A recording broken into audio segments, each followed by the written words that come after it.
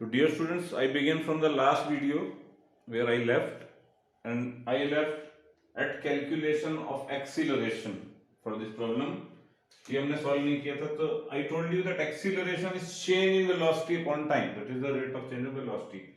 Now velocity is a vector quantity, you should remember, like speed is a scalar quantity, velocity is vector. So for example, if I say this velocity is 5 meters per second, then if I am moving in opposite direction with same value means same magnitude, 5 meter per second, then this velocity is not 5, this is minus 5 meters per second. So there is a difference. This velocity is 5, this velocity is minus 5. Sometimes you will think what is the use of this, but there is a great use. The use is, now when this boy is moving like this and coming like this, so when he is going like this, then he is going like this, then his velocity is plus, and when he is coming here, then his velocity is minus. So if the velocity both ways was like this, there was no change, same, but now there is a change. Now his speed is 3, so I can say here the velocity is 3 meters per second, and here the velocity is like this, so I will call it a minus 3 meters per second. So when I am saying change in velocity upon time, then it is final velocity minus initial velocity upon time. The velocity at this point minus velocity at this point. So what I will write? Be careful. अगर आपने 3 minus 3 लिखा 0, and the marks that you get is also 0. So it is minus 3 minus 3 upon time. देखिए तीनों parts में time use हो रहा है, यहाँ पे फिर ये वाला टाइम मुझे यूज करना पड़ेगा. Again and again we go on using the same thing. So upon 44, तो कितना आ गया? minus 6 upon 44. Unit of velocity is metre per second square. That is the answer. तो मैं इसको सॉल्व नहीं कर रहा हूँ, you can solve it further, but I am leaving here. This is the answer. minus 3 upon 22. इसको एक बार cancel कर दोगे तो आप minus 3 upon 22, और you can say it's minus 0.16 approximately. आप जब कैलकुलेट करेंगे ऐसा कुछ आंसर आ जाएगा. तो ये आपको मैं इन दो क्वेश्चन से वेलोसिटी, एक्सीलरेशन, स्पीड के बारे में आपको मैंने इलस्ट्रेट किया. अब इसके बाद हम थोड़ा सा आगे और बढ़ेंगे और इक्वेशंस के ऊपर बात करेंगे. So I am not wasting any time, I am just trying to quickly take you through different things. इसके बाद फिर हम अलग से और वीडियोस भी बनाएंगे जिसमें प्रॉब्लम सॉल्विंग और टफ प्रॉब्लम्स की करेंगे. बट आप अभी मुझे बताते रहिए कि ये प्रॉब्लम्स आपको किस लेवल के लग रहे हैं, which we are sharing. Just after seeing these videos let me know. No, अब इसमें एक टॉपिक आता है जिसको हम कहते हैं मोशन विद कांस्टेंट एक्सीलरेशन, और इसके ऊपर भी मैं थोड़ा सा ब्रीफ करके आपको फिर प्रॉब्लम सॉल्विंग की बात करूंगा. Motion with constant acceleration. देखिए इनके जो इक्वेशंस होते हैं वो तीन इक्वेशंस होते हैं. The first one is v equals to u plus at. याद रखिएगा कांस्टेंट एक्सीलरेशन. देखिए वेरिएबल का मतलब क्या होता है, कांस्टेंट क्या होता है, सब लोग ठीक से समझ लीजिए. Many people don't understand it in physics and then you fall prey to the questions. आप शिकार हो जाते हो क्वेश्चंस का.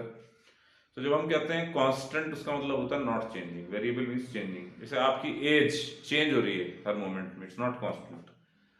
बिल्डिंग की हाइट वो कांस्टेंट है, वो चेंज नहीं हो रही है.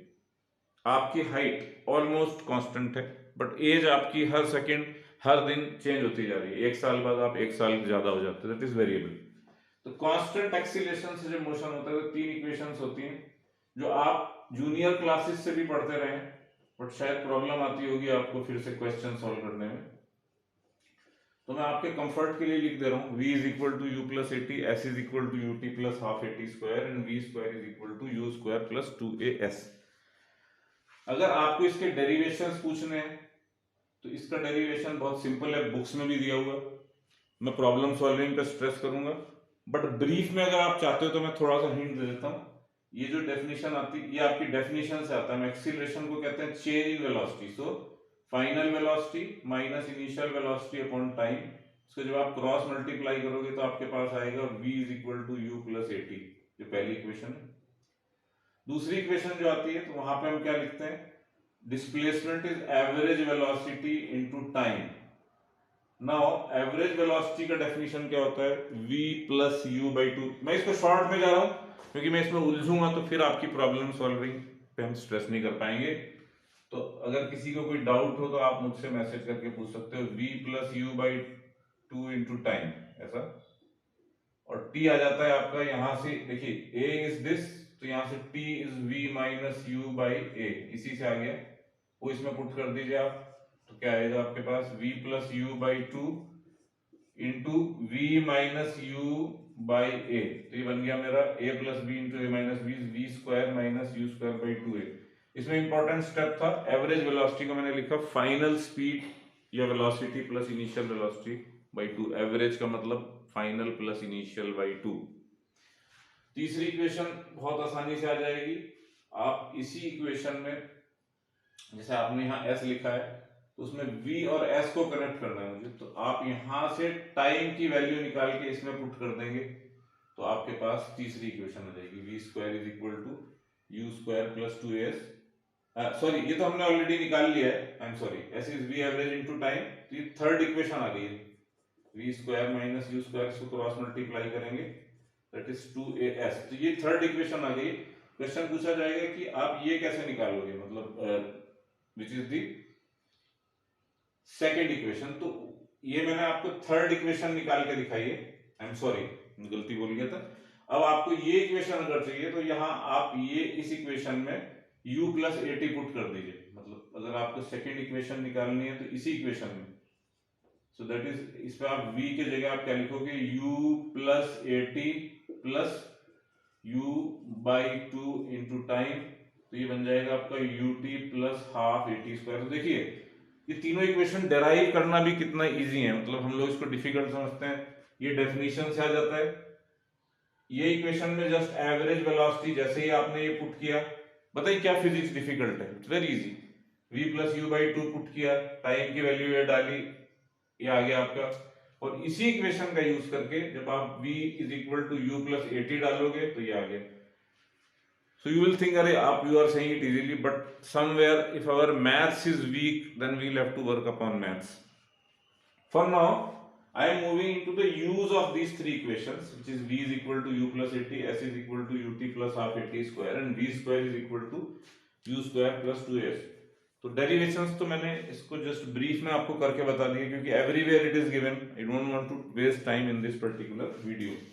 अच्छा, अब हम इसके ऊपर प्रॉब्लम सॉल्विंग पे बात करेंगे straight, and we try to keep these videos as short as possible, maximum 15-20 minutes तक ही जाता हूं मैं। तो देखिए